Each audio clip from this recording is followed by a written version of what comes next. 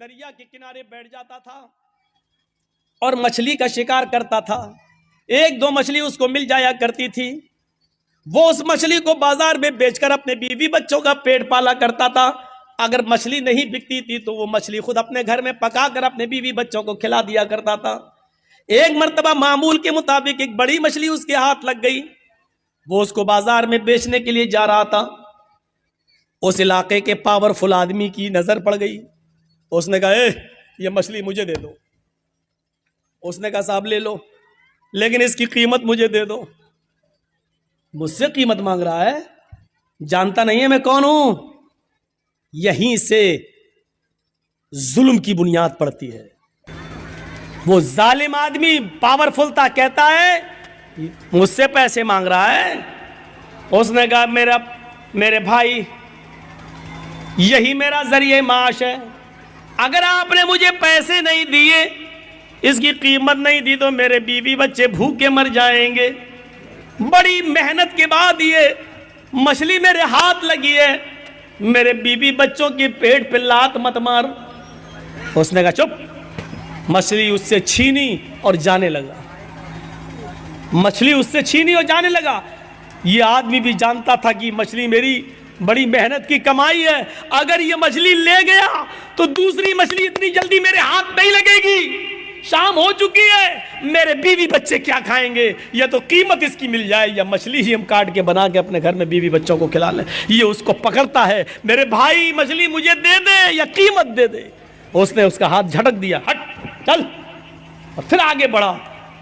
इसने मछली पकड़ ली। मेरे भाई या तो मछली दे दे या उसकी कीमत। उसने फिर झटका, इसने उसका हाथ पकड़ लिया। अल्लाह के बंदे, एक गरीब आदमी के ऊपर रहम कर। उसने हाथ पकड़ा, ये उसका हाथ छुड़ाने लगा। इसने उसके हाथ को मुंह में रख लिया। मछली वाले ने, गरीब आदमी ने मुंह में रख लिया ऐसे, और उसके अंगूठे में काट लिया ऐसे।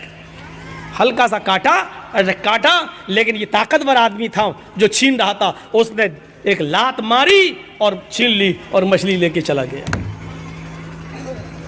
ये आदमी अपने घर आया, अपने दोस्तों को बुलाया, पार्टी करता है। मछली काटी जाती है और पार्टी की जाती है। यार दोस्तों ने मिलकर मछली खाई। रात में जब बिस्तर पे सोने के लिए जाता है, सुनो आए लोगों, तुमसे मोहब्बत का एक रिश्ता रहा है लाल बथानी वालों, गौर से सुनो। रात में जब बिस्तर पे सोने के लिए जाता है तो इसके अंगूठे में दर्द शुरू होता है। इसने कपड़ा अपना लपेटा, लेकिन दर्द में इजाफा होता चला गया। पूरी रात करवटों से गुजरती गई, इसको नींद नहीं आई। लेकिन रात की तारीकी में जाए तो कहां जाए? कभी अपनी बीवी से कहता, कभी खुद उसको अंगूठे को पकड़ता, दर्द से कराहता कराता परेशान हो जाता है। फजर की नमाज का इंतजार करता है।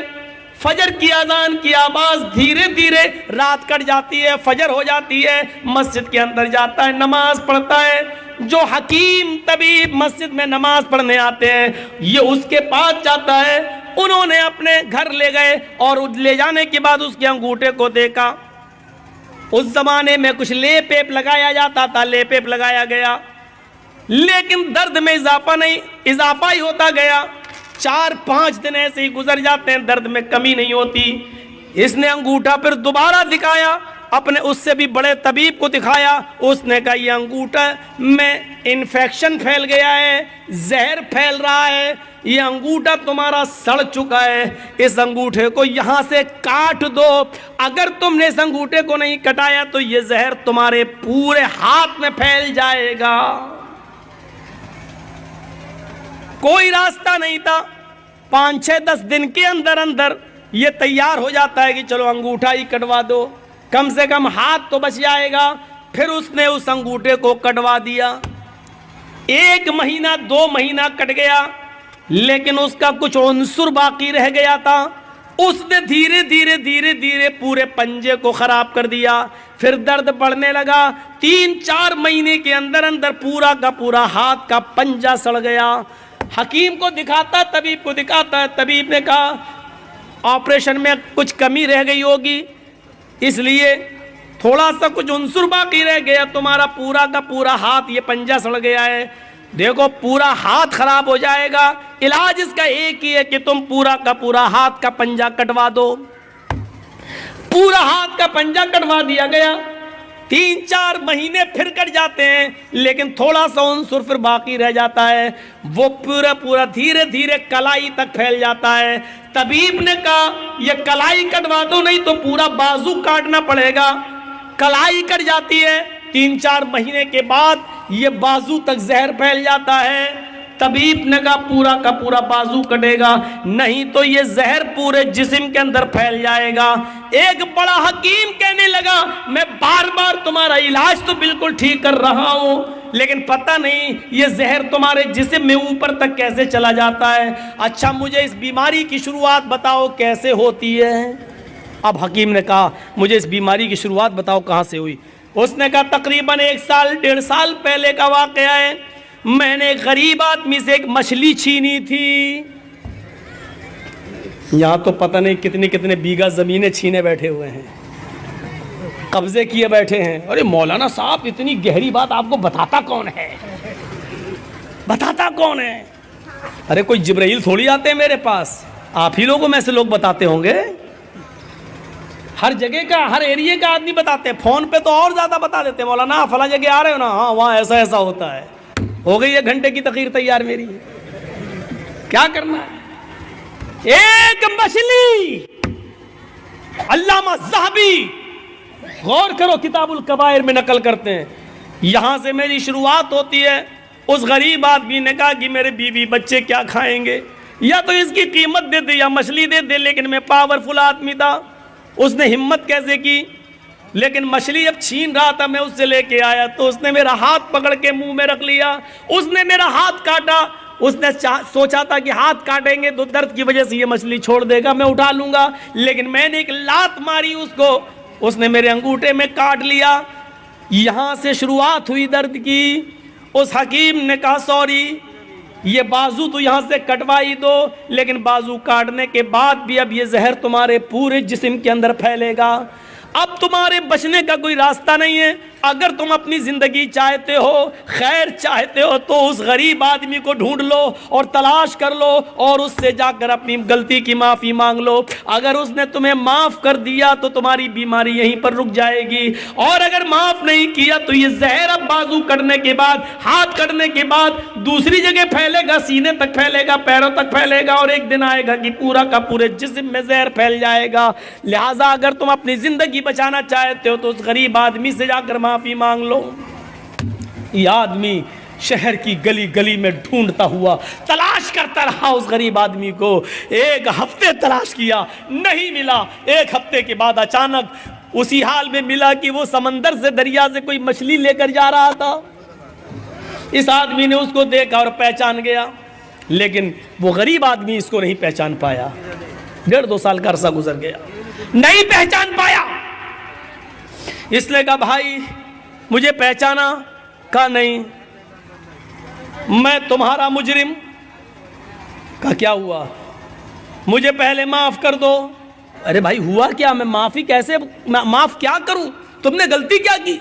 कहा मैंने गलती क्या की, ये मछली है तुम्हारे हाथ में। हाँ, ऐसे ही 1-1.5 साल पहले कोई मछली थी, मैंने तुमसे वो मछली छीनी थी। तुम मेरे सामने गिड़गिड़ाते रहे कि मेरे बीवी और बच्चों के पास इसके अलावा कोई दूसरा रास्ता नहीं है, लेकिन मैंने तुम्हारी एक न सुनी। तुमने मेरे अंगूठे में काटा था और उसके बाद मैंने लात मारी थी और तुम्हें छोड़ दी, तुम मछली छोड़ दिए थे और मैं लेके चला गया था।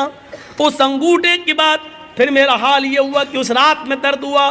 धीरे धीरे 5-6 दिन के बाद अंगूठा पक गया, अंगूठा काटा गया।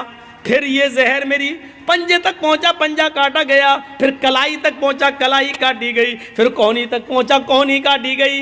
अब मेरा बाजू भी काट दिया गया। हकीम ने कहा कि जिस गरीब के तुमने जुल्म किया उसको जब तक माफी नहीं मांगोगे, वो तुम्हें माफ नहीं करेगा, तब तक तुम सही नहीं होगे।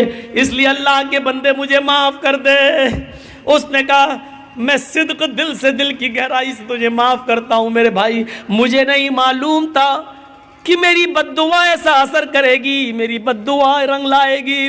अगर मुझे मालूम होता कि ऐसा हो जाएगा तो मैं तुम्हें कभी बद्दुआ नहीं देता। इस आदमी ने पूछा, मेरे भाई क्या तुमने मुझे बद्दुआ दी थी? इस गरीब आदमी ने कहा, जब तुम मेरे हाथ से मछली छीन के ले गए, मेरे पेट में एक लात मार गए, मैं यहां बैठ गया, मेरी बीवी और बच्चों के पास उस रात खाने के लिए कुछ नहीं था। जब तक मैं तुम्हें देखता रहा, बद्दुआ देता रहा। आय अल्लाह, इस इंसान ने मेरी बीवी और मेरे बच्चों के पेट पे लात मारी है। आय अल्लाह, इसको ऐसी सज़ा दे जो दुनिया के लिए निशान इबरत बन जाए, ऐसी सज़ा दे जो दुनिया वालों के लिए मकाम इबरत बन जाए। मेरे भाई, मुझे क्या मालूम था, उस दिन तो गुस्से में निकल गई, लेकिन मुझे मालूम नहीं था कि अल्लाह रब्बुल आलमीन कबूल कर लेगा। सुनो, ये होती है मजलूम की बद्दुआ का असर। इसीलिए अल्लाह के नबी सल्लल्लाहु अलैहि वसल्लम ने कहा था, इत्तक़ी दावतल मजलूम, मजलूम की बद्दुआ से बचना। इसलिए कि मजलूम जब कोई बद्दुआ देता है तो उस बद्दुआ को आसमान के पर्दे भी रोक नहीं पाते, सातों आसमान के दरवाजे उसके लिए खुल जाते हैं। मजलूम की बद्दुआ, और अल्लाह की कुर्सी अर्श के पास जाने में कोई दीवार नहीं होती है। मजलूम की बद्दुआ डायरेक्ट अल्लाह के पास जाती है, उस बद्दुआ को ले जाने वाले फरिश्ते नहीं होते हैं। मजलूम ने यह बद्दुआ दी, वो बद्दुआ आसमान के सीने को चीरते हुए डायरेक्ट अर्श से टकराती है, और अर्श वाला जवाब देता है, मेरे मजलूम बंदे की बद्दुआ मेरे पास आई है, इस बद्दुआ ने मेरे अर्श को झंझोड़ दिया है, यानी मुझसे इंसाफ मांग रहा है मेरा मजलूम बंदा। अब मैं ऐसा इंसाफ दूंगा उस मजलूम बंदे को जो दुनिया के लिए निशाने इबरत बन जाएगा।